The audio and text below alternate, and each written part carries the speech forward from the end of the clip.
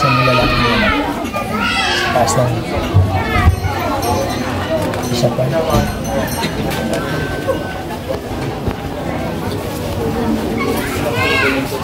Yani, yung firma mo na ngayon ha. Bilang ano. Bilang asawang babae.